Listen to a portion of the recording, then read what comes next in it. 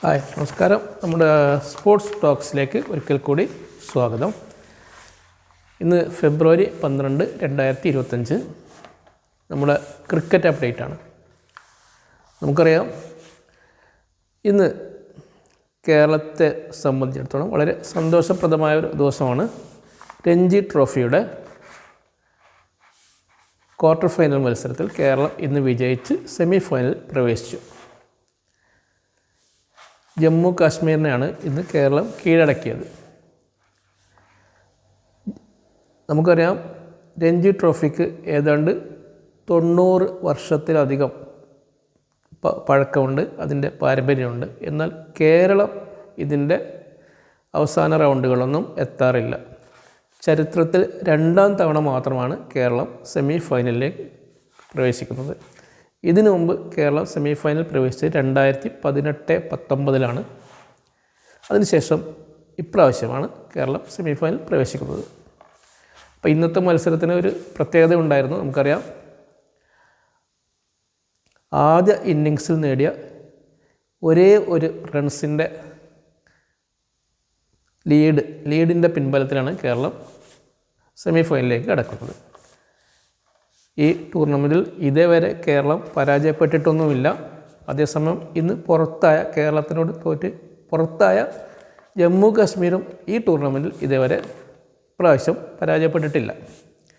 എന്നാൽ കേരളത്തെ സംബന്ധിച്ചിടത്തോളം 1ാം ഇന്നിങ്സിൽ ഒരു റണ്ണിൻ്റെ ലീഡ് ലഭിച്ചിട്ടുണ്ടായിരുന്നു. ആദ്യ ഇന്നിങ്സിൽ ജമ്മു കാശ്മീർ 280 റൺസിന് എല്ലാവരും പുറത്തായി. കേരളം 281 റൺസ് എടുത്തു. കേരളത്തെ സംബന്ധിച്ചിടത്തോളം സൽമാൻ നിസാർ നേടിയ സെഞ്ചുറിയായിരുന്നു കേരളത്തിൻ്റെ പ്രത്യേകത. അദ്ദേഹം 112 റൺസ് എടുത്ത് പുറത്താകാതെ നിന്നു. മാത്രമല്ല, 11ാമനായി ബാറ്റിങ്ങിനിറങ്ങിയ ബേസിൽ തമ്പിയുമായി ചേർന്ന് അവസാന വിക്കറ്റിൽ 81 റൺസിൻ്റെ കൂട്ടുകെട്ടുണ്ടാക്കി. അതായിരുന്നു ആദ്യ ഇന്നിങ്സിലെ ഹൈലൈറ്റ്. അതാണ് കേരളത്തിന് 1 റണ്ണിൻ്റെ ലീഡ് നൽകിയത്.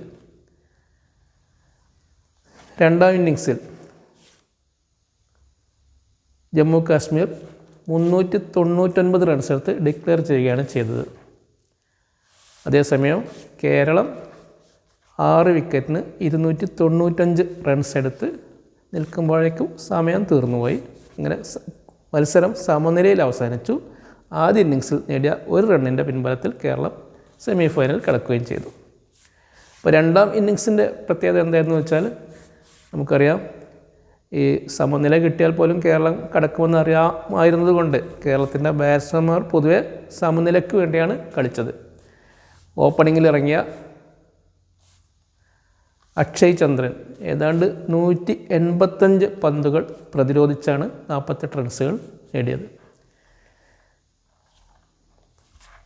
അദ്ദേഹവും ക്യാപ്റ്റൻ സച്ചിൻ ബേബിയും ചേർന്ന് 3ാം വിക്കറ്റിലൊരു കൂട്ടുകെട്ടുണ്ടാക്കിയിരുന്നു.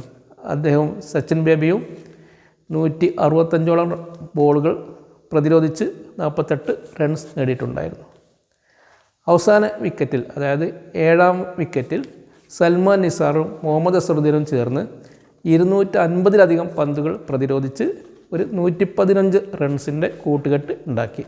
അതായിരുന്നു ഇന്നത്തെ ഹൈലൈറ്റ്. ഈ പിടിച്ചു നിൽക്കലിലൂടെയാണ് കേരളം സമനില പിടിച്ചു പറ്റിയത്. ഇന്ന് കളി നിർത്തുമ്പോൾ സൽമാൻ നിസാറും മുഹമ്മദ് അസറുദ്ദീനും പുറത്താകാതെ നിൽക്കുകയായിരുന്നു. അസറുദ്ദീൻ 67 റൺസ് എടുത്തു. സൽമാൻ നിസാർ 44 റൺസോടെയും പുറത്താകാതെ നിൽക്കുകയായിരുന്നു. അടുത്ത ആഴ്ച കേരളവും ഗുജറാത്തും തമ്മിലാണ് സെമി ഫൈനൽ മത്സരം നടക്കാൻ പോകുന്നത്. അഹമ്മദാബാദിൽ വെച്ചിട്ടാണ് മത്സരം. ഈ മത്സരത്തിൽ ഏറ്റവും പ്ലെയർ ഓഫ് ദ മാച്ചായി അവാർഡ് നേടിയത് സൽമാൻ നിസാറാണ്.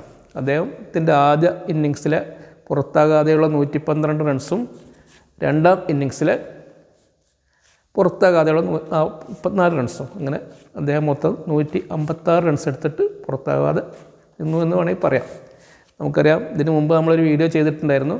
കാശ്മീരിൻ്റെ പേസ് ആക്രമണത്തെ കേരളം ചെറുക്കുമോ എന്നതായിരുന്നു ഹെഡിങ്.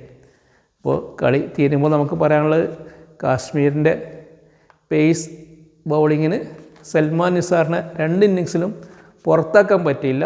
അങ്ങനെയാണ് കേരളം അടുത്ത റൗണ്ടിലേക്ക് കടന്നത്. അതോടൊപ്പം കാശ്മീരിൻ്റെ പേസ് ബൗളർമാരെക്കാൾ തിളങ്ങിയത് കേരളത്തിൻ്റെ ഓപ്പണിംഗ് ബൗളറായ MD നിതീഷാണ്. അദ്ദേഹത്തിന് ഈ മത്സരത്തിൽ നിന്ന് 10 വിക്കറ്റ് നേടാൻ കഴിഞ്ഞു. ആദ്യ ഇന്നിങ്സിൽ 6 വിക്കറ്റും രണ്ടാം ഇന്നിങ്സിൽ 4 വിക്കറ്റും. അദ്ദേഹം ഈ മത്സരത്തിൽ നന്നായി തിളങ്ങിയ ആളാണ്. അപ്പോൾ ഇത്രയൊക്കെയാണ് നമ്മുടെ രഞ്ജി ട്രോഫി ബന്ധപ്പെട്ട് പറയാനുള്ളത്. മറ്റൊരു അപ്ഡേറ്റ് പറയാനുള്ളത്, നമുക്ക് ഇന്ത്യയും ഇംഗ്ലണ്ടും തമ്മിലുള്ള 3ാം ഏകദിനത്തെക്കുറിച്ചാണ്. 3ാം ഏകദിനത്തിലും ഇന്ത്യ വിജയിച്ച് പരമ്പര സ്വന്തമാക്കി. ഇന്ന് ശുഭ്മാൻ ഗിൽ സെഞ്ചുറി നേടിയിട്ടായിരുന്നു. അപ്പോൾ അടുത്ത അപ്ഡേറ്റ് ആയിട്ട് വരുന്നവരെ നമസ്കാരം. Thank you.